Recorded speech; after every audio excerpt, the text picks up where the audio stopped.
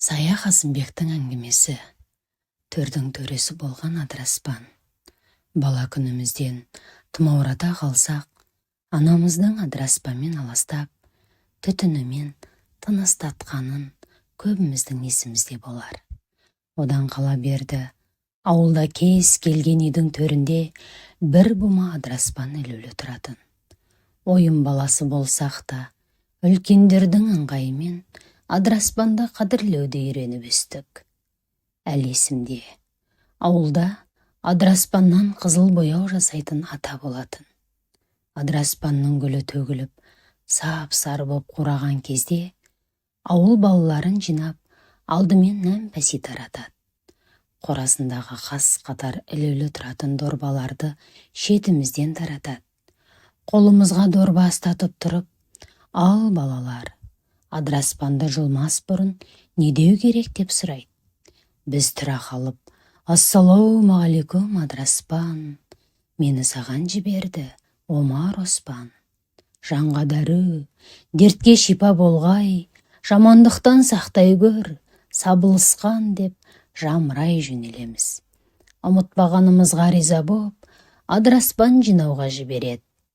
Ата таратқан нәмпәсиді таңдайға тастап жіберіп, адыраспан қайдасың деп шапқылай жөнелеміз. Ауыл шетіндегі адыраспанды дорбаға нықтап әкеп береміз. Бояуды қалай жасайтынын көрмеппін. Баламыз ғой, жинап келгеннен соңғы процесс бізді қызықтырмайтын. Жаудан құтқарған адыраспан. Бірде әкеме адыраспанды жыларда сертін айтпаса болмай ма?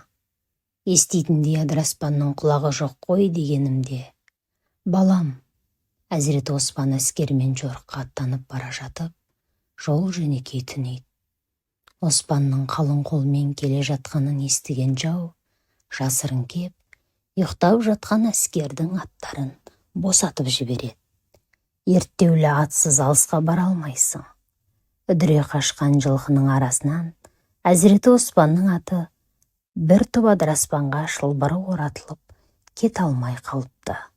Оспанның аты тұрған жерге босай қашқан жылқылар түгел жиналып, үйіріліп тұр екен.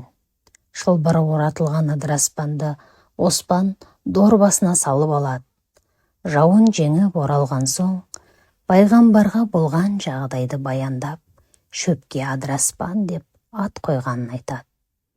Адыраспанның жасаған қызметіне риза болған пайғамбарымыз, әскерімді аман алып қалған адыраспан, менің үмбетіме қызмет етсін деп дем салған екен.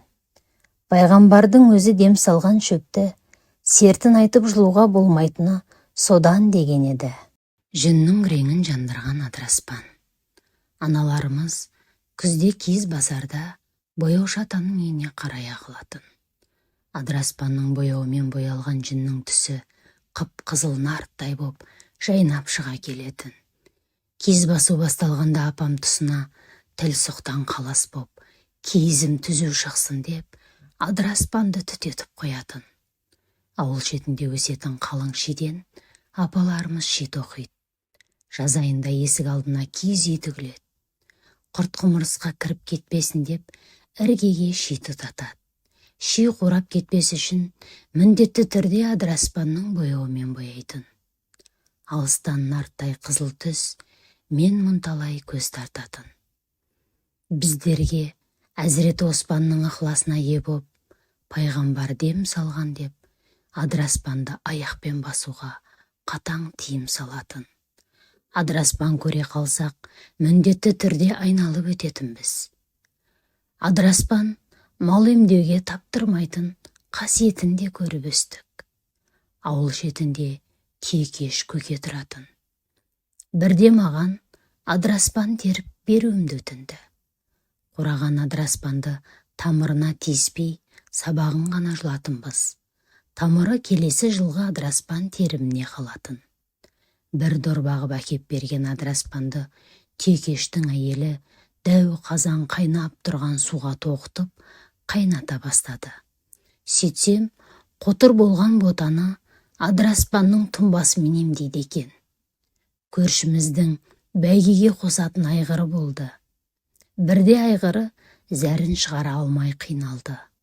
Сол кезде шелек-шелек адыраспанның тұнбасын ішкізгенде, зәрі жүріп, жаны керген айғырдың қуанышты кісінегені әлі күнде көз алдымда. Көктемде небір улы шөптер өсіп кететіні белгілі. Бір күні сиырымыз екі бүйірі солығып, жем-шөп жеуден қалды. Мал дәрігерін шақырдық. Сөйтсек, ішектері құрттаған екен. Дереу адыраспанды қайнатып, тұнбасын шелегімен ішкізіп, үйді айналдыра қуыңдар деген тапсырманы алдық. Басқысы келмеген сиырдың жанын қоямыз ба? Шыбықпен тырқырата қудық. Ақырсында ішегіндегі кептелген құрттар саталасымен бірге атып шықты. Жаны кірген сиыр мөңіреп сала берген болатын. Міне қараңызшы, елеусіз өсетін қарапайым адыраспанда қаншалықты емді қасиет бар. Әсіресе есімнен кетпейтіні әкемнің басының сақинасы болатын. Жаза аптап Созақ өңірінің Шіліңгір шілдесінде сақинасы жиі ұстап қалатын. Сол кезде апам шөкім адыраспанды ақ құманға демдеп бере қоятын. Шай орнына ішкен әкем терлеп тепшіп, жастығына қисая бере лезде ұйықтап кететін. Оянғанда көзі шайдай ашылып, басы қойып, рахаттана жұмысына шапқылап кететін. Ауылда денесіне жара шыққандар дәрігердің орнына бояу алатын атаның үйіне ағылатын. Қандай маймен қосатынын білмеймін. Адыраспанның ұрығын талқандап қосып, май жасап беретін. Майды жаққан сәттен жаны кіріп, айналдырған 2-3 күнде жарасы төгіліп жататынын қуана айтатын. Осы күнде зерттеп қарасам, зығыр майын қосады екен. Тісі опырылған ата әжелеріміз қызыл егі қабынғанда адыраспанның тұнбасын дәкеге малып, қызыл егіне басып отыратынын талай көрген едік. Көктей жылынған адыраспан. Денең ауырлап, бойың сергімей қойса, үйдің ішін адыраспанмен аластап жіберу керек дегенді анамнан естіп, көріп өскендіктен үйімнен адыраспан үзілмейтін. Адыраспаным таусылып, базарға сатып алуға бардым. Әдеттегі адыраспан сататын жерге келсем, зіңгіттей жігіт ауылдан әкелген адыраспандарды сатушыға санап өткізіп жатыр екен. Шетінен көкпенбек, пісіп жетілмеген. Гүлі төгілмек тұрмақ, ашылып та үлгермеген. Бауырым, о балай, мынауың көкпенбек қой. Адыраспанды көктей жылғанның сұрауы барын білесің бе дегенімде, ой апа, гүлін төккенін күтіп жүрем деп ақшадан қағылар жайым жоқ, деген ащы кекесім болды. Тым құрыса, адыраспанның сертін айтып жолдың ба, дегенімде, бақырая қараған көзден білмейтінін ұқтым. Көбі тіптен тамырымен жылынып кеткен. Менің ренішімді тұсымнан өтіп бара жатқан кісі естісе керек. Бұрылып қасыма келді. Мән-жайға қаныққан соң, мен сіздерге адыраспанның қасиетіне көзім жеткен бір оқиғаны айтайын деп әңгімесін бастады. Аулында бір қария бар екен. Жалғыз ұлы Астанаға қызметке кетіп, кемпірі екеуі ғана тұрып жатады. 10 жыл бұрын ұлы жол апатынан қаза тауып аңырап қалады. Келіні ұлынан қалған жалғыз тұяқ немересін ата енесіне бермейді.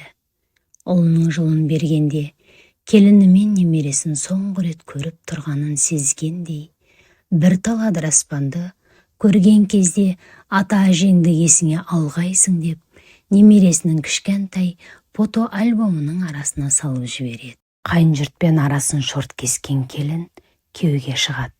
Немересін көруге зарыққан қариялар Құдайға жалбарынып, үміттеніп жолға қараумен ғұмырларын өткізіп жатады. Міне қызықты қараңыз. Немересі мектеп бітіретін кешінде фотолар топтамасын жасамақ болады.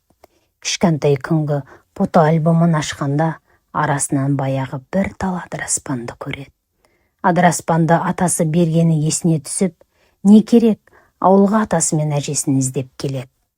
Өлгені тіріліп, өшкені жанған қос қарияның қуанышында шегі жоқ. Немерем келді деп қуаныштан ат шаптырып той жасайды.